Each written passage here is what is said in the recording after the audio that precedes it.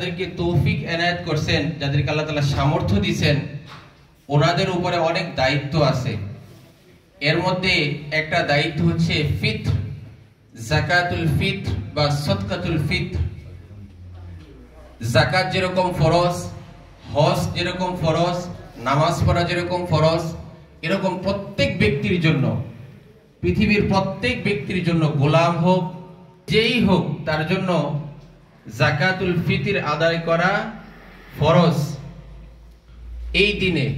কারণ কি, ইসলাম হচ্ছে সমতার ধর্ম, ইসলাম হচ্ছে মানবতার ধর্ম। এই ধর্মের মধ্যে মানুষ যাতে, যারা বড় লোক আছে ওনারা তো সবসময় ভালো খাবার খাইতেছে, ভালো কিছু পড়তেছে শরীরে, যারা গরিব মানুষ, শ্রেণীর গরিব মানুষ যারা ফকির, মিসকিন, ইয়েতিম, বিধবা, এরকম যারা আছে, ওনারা যেন এই ঈদুল ফিতরের দিনে, এই ঈদের দিনে একটু ভালো খাবার খেতে পারে। ওনাদের ফ্যামিলি, আত্মীয় স্বজন সহ যেন ওনারা একটু ভালো খাবার খেতে পারে। এর জন্য আল্লাহ তাআলা কি যাকাতুল ফিতর প্রত্যেক ব্যক্তির উপর করে দিয়েছে।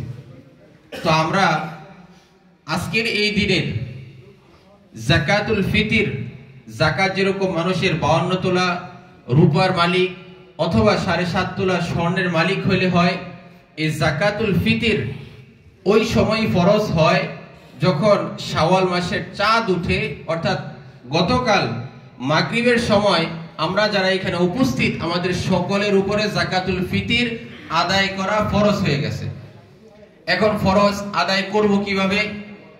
সহিহ বুখারীর হাদিস, হাদিস নাম্বার 1509, হযরত আব্দুল্লাহ ইবনে ওমর রাদিয়াল্লাহু তাআলা হতে বর্ণিত, তিনি বলেন, ক্বালা নবী সাল্লাল্লাহু আলাইহি ওয়াসাল্লাম যাকাতুল ফিতরি ক্বাবলা খুরুজি আমারা, আল্লাহ তাআলার রাসূল সাল্লাল্লাহু আলাইহি ওয়াসাল্লাম মানুষকে আদেশ করেছেন আমারও বিযাকাতুল ফিতর, যাকাতুল ফিতর আদায় করতে, ইলা খুরুজিন নাস, মানুষ যখন ঘর থেকে বাইর হবে ঈদের দিন, ফিতর, ঈদের ফিতরের দিন যখন মানুষ ঘর থেকে বাহির হবে, এর পূর্বে যাকাতুল ফিতর কি সে আদায় করে দিবে। আমরা যেটা করি, যাকাতুল ফিতর রমজানের প্রথম অবস্থায় আদায় করি, এটা আমাদের কি ভুল। দেখেন, আমরা কিন্তু যাকাতের মালিক না হলে কেউ যাকাত দেই। আমি যাকাতের মালিক এখনো হয় নাই, আমি 7.5 তোলা সমপরিমাণ যে টাকা আছে এই টাকার মালিক হই নাই, ওই পরিমাণ স্বর্ণ আমার কাছে নাই। আমরা কি যাকাত আদায় করি? না, করি না। কারণ কি, আমার উপরে যাকাতুল ফিতর কি ফরজ হয়, যাকাত আমার উপরে কি ফরজ হয় নাই। তো এরকম ভাবে আমরা যখন যাকাতুল ফিতর, এটার উদ্দেশ্য দুইটা। এক হচ্ছে যারা গরিব, যারা মিসকিন, ইয়েতিম, বিধবা, এই ধরনের মানুষটা যেন একটু ভালো খাবার খেতে পারে ঈদের দিন সকালে ওনাদের ফ্যামিলি নিয়ে, এটা হচ্ছে এক উদ্দেশ্য। দ্বিতীয় উদ্দেশ্য হচ্ছে আমরা এই এক মাস, বিগত এক মাস যে সিয়াম পালন করলাম, আমাদের সিয়ামের মধ্যে ছোটখাটো ভুল থেকে যায়। যারা হজ করছেন তারা জানেন, হজের মধ্যে যদি কোনো ওয়াজিব তরক হয়, পরবর্তী সময় কি দম দিতে হয়। দম বলতে যখন একটা কিছু কি কুরবানি করতে, তার সামর্থ্য অনুযায়ী, ভেড়া হোক, দুম্বা হোক, ছাগল হোক, উট হোক, এরকম কি সে দম দেয় যদি কোনো ওয়াজিব তরক হয়ে যায়। তো আমরা যে সিয়াম পালন করছি, এর মধ্যে কি আমাদের ভুল হতেই পারে। আমরা মানুষ, আমাদের দ্বারা অনেক ভুল হয়। আমাদের চোখ ঠিক থাকে না, নাপাক জায়গায় আমাদের দৃষ্টি পড়ে, মোবাইলে আমরা খারাপ কিছু কি আমাদের সামনে আসে। তো এই যে সিয়ামের মধ্যে ভুল ত্রুটিগুলা, এই ভুল ত্রুটিকে মাসুল করার জন্য কি যাকাতুল ফিতর। আমরা যখন রমজান একেবারে শেষ করে ফেলবো, 30টা রমজান শেষ করার পরে আমরা যাকাতুল ফিতর কি আদায় করে দিব। এটার একটা পরিমাণ আছে, আল্লাহ রাসূল সাল্লাল্লাহু আলাইহি ওয়াসাল্লাম এটা একটা পরিমাপ দিয়ে দিয়েছে। তবে বর্তমান সময় আমরা কি করি, যে একবারে ফিক্স করে দিছি, যে কারো জন্য 65, কেউ 70, এই দেশে যারা থাকি আমরা কি 6 ইউরো। আসলে এরকম এটা ফিক্সড কিছু না, এটা আপনার সামর্থ্য অনুযায়ী। আপনি মাসে 3 লক্ষ কাজই নাই, তো উনি কত দিবে? এখানে কি আমরা সমাজে অনেক ধরনের মানুষ বাস করে। কেউ আছে বড় বড় লোক, যাদের ধন দৌলত সবকিছু আছে, আবার কারো কি টাকা পয়সা নাই, একেবারে নিতান্তই এই বিদেশের বাড়িতেও কি মানুষের সমস্যা থাকে, এটাই স্বাভাবিক, এটাই দুনিয়ার সার্কেলের নিয়ম, স্বাভাবিক মানুষের সমস্যা থাকবে। কিন্তু এই যাকাতুল ফিতর এটা কি সে তার সামর্থ্য অনুযায়ী করবে, এবং কি দিয়া করবে? খাদ্য দ্রব্য দ্বারা করবে। খাদ্য দ্রব্য দ্বারা 5 বা 6 খাদ্য আছে। বুখারী হাদিস নম্বর 1504, হযরত আব্দুল্লাহ ইবনে উমর রাদিয়াল্লাহু তাআলা হতে বর্ণিত, তিনি বলেন রাসূলুল্লাহ সাল্লাল্লাহু আলাইহি ওয়াসাল্লাম قال النبي صلى الله عليه وسلم فرض زكاة الفطر صاعا من تمر। صاع মানে হচ্ছে একসা পরিমাণ। বর্তমান সময়ের আমরা যে কেজি মাপক আছে, এই কেজির মাপকে যদি আমরা এটাকে ওজন করি তাহলে হয় 2 কেজি 172 গ্রাম। এই পরিমাণ আহনাফের মধ্যে হচ্ছে প্রায় 3.5 কেজির মতো। এই পরিমাণ যাকাতুল ফিতর আদায় করতে হবে। সোয়ান একসা, এটাকে বলে একসা। কি দ্বারা করবে? তামারিন। প্রথমে আছে কি? তামারিন, তার মানে কি? খেজুর। তো আমরা যদি খেজুরের মাপে দেই, প্রথমেই কি? খেজুর। এই দেশে খেজুর পাওয়া যায়, এই খেজুরের কেজি কি 12 থেকে 13 ইউরো বা আরো বেশিও আছে। তো আপনি মাসে 3 লক্ষ টাকা ইনকাম করেন, আপনি কেন 6 ইউরো দিতে যাবেন? আপনি কেন 6 ইউরো দিতে যাবেন, বা আপনি কেন টাকা দিতে যাবেন? আপনি ওই পরিমাণ জিনিস, এই মনে করেন আপনি কি 6 ইউরোর না 10 ইউরো যদি হয় তাহলে 1 কেজি তো 12 ইউরো, মিনিমাম 15 ইউরো, কারোর জন্য কি 25 ইউরো 30 ইউরো পর্যন্ত কি যাকাতুল ফিতর আসতে পারে। তো আমরা কি ওই পরিমাণ করব, আমার যতটুকু অ্যাবিলিটি আছে। আপনার ফ্যামিলি সংখ্যা যদি 5 জন হয়, আপনারা যদি 20 ইউরো করে দেন তবে কি 100 ইউরো। এই 100 ইউরো যদি আপনি দেশে পাঠান, ওই জায়গা থেকে যদি আপনার বাবা বা ভাই যদি মানুষকে কিছু সেমাই, কিছু চিনি, কিছু পিঠা বা এই ধরনের কোনো খাবার দিতে হবে, কি দ্বারা? খাবার দ্বারা। কিসের খাবার? যেই দেশে যেই খাবার কি প্রচলিত আছে, ঈদের দিনে যেই খাবার মানুষ খায়। আল্লাহ রাসূল সাল্লাল্লাহু আলাইহি ওয়াসাল্লাম যখন ঈদের জামাতে বাইরে হতেন ঘর থেকে, তখন কি মিষ্টি মুখ করে বাইরে হতেন। কি দিয়া? খেজুর দিয়া। ওই জায়গায় কি আরব দেশ খেজুর পাওয়া যায়, আমাদের দেশে মিষ্টি আছে, পিঠা আছে, সেমাই আছে, ফিরনি আছে, নানা ধরনের খাবার আছে মিষ্টি জাতীয়। আমরা কি ওই খাবারগুলা কি যাকাতুল ফিতর হিসেবে আদায় করব। তো হতে পারে এটা কি খেজুরের সমপরিমাণ বা ওই দাম, হতে পারে এটা জব, হতে পারে এটা আটা, হতে পারে এটা কিশমিশ, হতে পারে এটা পনির। এই ধরনের খাবারের যে সমপরিমাণ আছে, যে যার এবিলিটি অনুযায়ী কি যাকাতুল ফিতর আদায় করবে। এই ঈদুল ফিতরের সবচেয়ে বড় এবং মেন আমলই হচ্ছে কি যাকাতুল ফিতর। যখন আমরা ঘর থেকে বাহির হওয়ার পূর্বে যাকাতুল ফিতর আদায় করে দিছি, আমাদের আদায় হয়ে গেছে, এখন নামাজে আসতেছি, কি বলতে বলতে? তাকবীর বলতে বলতে আল্লাহু আকবার, আল্লাহু আকবার, লা ইলাহা ইল্লাল্লাহু, আল্লাহু আকবার, আল্লাহু আকবার ওয়ালিল্লাহিল হামদ। এই তাকবীর বলতে, তালবিয়া বলতে বলতে কি আমরা মাঠের দিকে আসছি, এখন নামাজ পড়বো।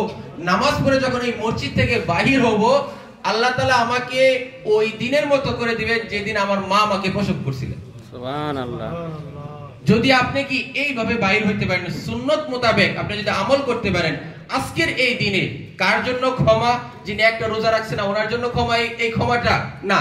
যিনি 30টা রোজা আদায় করছে, সিয়াম আদায় করছে, এই সিয়াম আদায় করার পরে নামাজ তারাবি যতটা পারছে পড়ছে, ফরজ আমলগুলা ঠিক রাখছে, প্রত্যেক দিন 5 ওয়াক্ত নামাজ ফরজ ছিল, ফরজ ঠিক রাখছে, পাশাপাশি সিয়াম পালন করছে, ওনার জন্য আজকের এই দিনে কি সবকিছু ক্ষমা।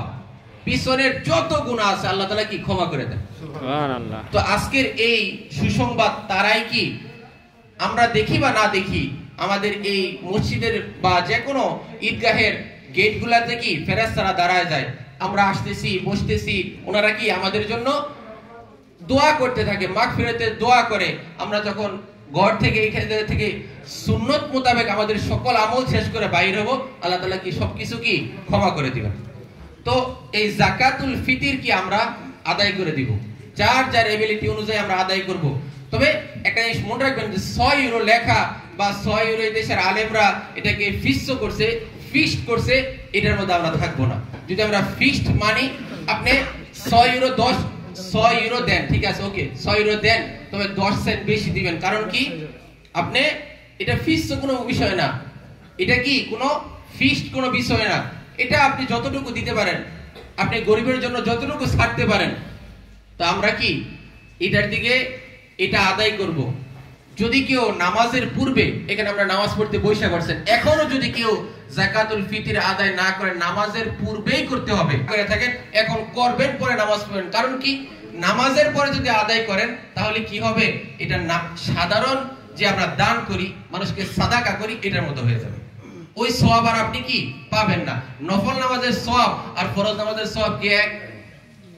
জোহরের ফজরের নামাজ যারা পড়ছেন না, ওরা যেটা থেকে বিরত হইছেন বা ওনারা ওইটা থেকে যে ফারেক হইছেন, ওনারা যেটা থেকে বঞ্চিত হইছেন, এই জিনিস কি এই ঈদুল ফিতরের 2 রাকাত নামাজ কি দিতে পারবে না? কারো কারোর মধ্যে এটা হচ্ছে ওয়াজিব, কারো কারোর মধ্যে সুন্নাত।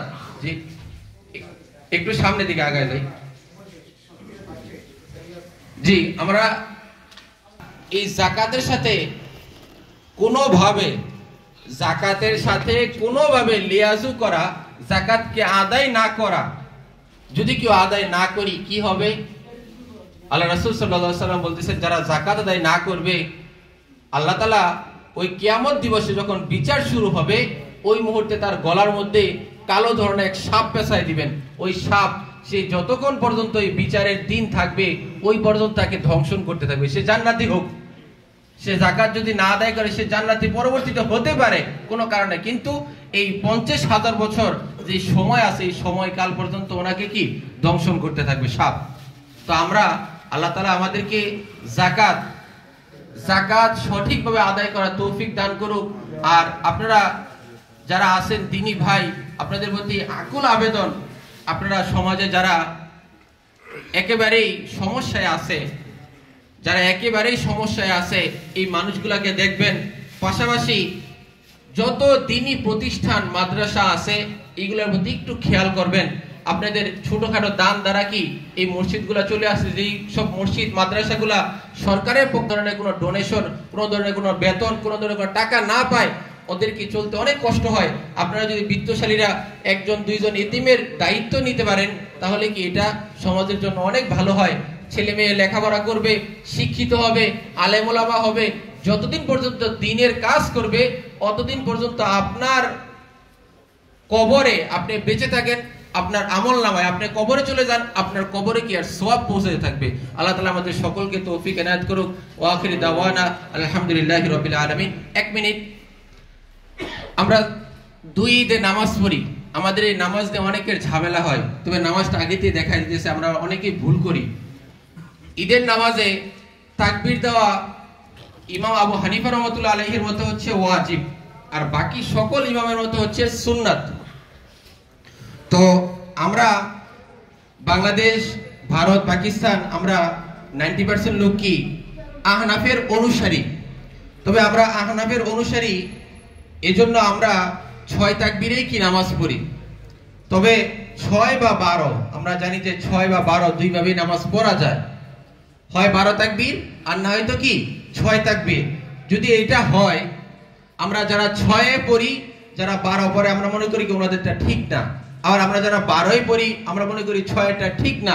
তবে এটা নিয়ে মতানৈক্য করা, এটা নিয়ে দলাদলি করা কি কিছু নাই, কারণ এটা কি সুন্নাত, এটা কি সুন্নাত।